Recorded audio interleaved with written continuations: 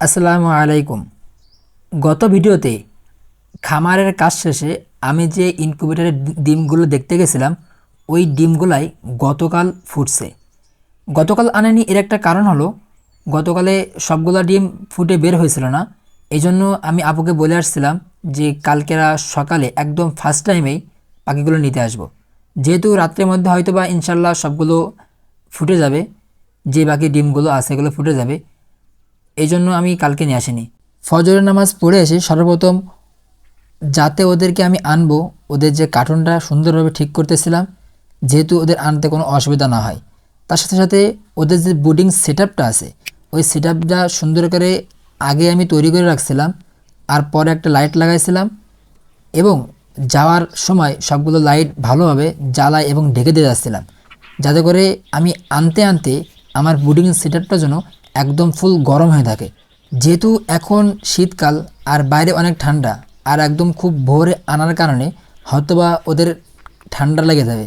আমি যখন ওনাদের বাসায় পৌঁছালাম, তারপর উনি এসে ইনকিউবেটরটা খুলে তারপর বাচ্চাগুলো বের করে দিচ্ছিলেন।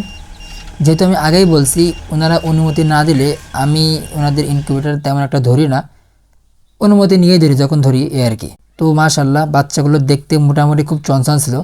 তারপরে কয়েকটা বাচ্চা খুব ভিতরে দৌড়াদৌড়ি করতেছিল, আমাকে বললো যে তুমি গিয়ে ধরো, আমি ধরতে পারতেছি না। তারপর আমি গেলাম, যে একটা একটা যে বাকিগুলো ছিল সেগুলো ধরে ধরে আমি আমার কার্টুনের মধ্যে দিচ্ছিলাম।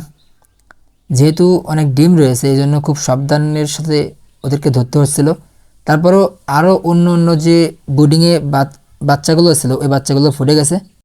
প্রথমবারের তুলনায় আমি একটু বেশি খুশি ছিলাম, যেহেতু প্রথমবার অনেকগুলা ডিম নষ্ট হয়েছে। এত ডিম নষ্ট হওয়ার কারণ আমি বুঝতে পারলাম না, কার কেমন ডিম নষ্ট হয় কি না নষ্ট হয় এটা আমার জানা নেই। তবে আমার কাছে একটু মনে হচ্ছে আমার ডিমগুলো একটু বেশি নষ্ট হচ্ছে। যদি কেউ জেনে থাকেন এই ডিম নষ্ট হওয়ার কারণ, তো অবশ্যই আমাকে জানাবেন। আমি আগেই বলছি, যেহেতু আমি এই লাইনে একদমই নতুন। বাসায় আনার পর ওদের যে বুডিং সেটআপটা ছিল, ওই বুডিং সেটআপের মধ্যে একটা একটা করে দিচ্ছিলাম, যাতে ওদের কোনো ব্যথা না লাগে। যেহেতু বেশ অনেক পথে জার্নি করে আসছে, প্লাস অনেক বাচ্চা আছে এখনও হাঁটতেও পারতেছিল না, হয়তো ওরা বেশি সময় আগে ফুটেনি এই জন্য। তারপর ওদের যে খাবার পানিটা ছিল, প্রথমবার যেহেতু নিয়ে আসছি এই জন্য আমি প্রথমবারই গ্লুকোজ মিশ্রিত পানি দেব। কেননা গ্লুকোজ মিশ্রিত পানি দিলে ওদের যে হজমের সমস্যাটা হয়, সেই হজমের সমস্যাটা হয় না। এই জন্য প্রথমে গ্লুকোজ মিশ্রিত পানি দিতে হয়। আর আপনারা যারা এগুলো করবেন তো অবশ্যই প্রথমে খাবার না দিয়ে প্রথমে গ্লুকোজ মিশ্রিত পানি দেবেন, তার আধা ঘন্টা থেকে 40 মিনিট পরে তারপর আপনারা খাবার দেবেন।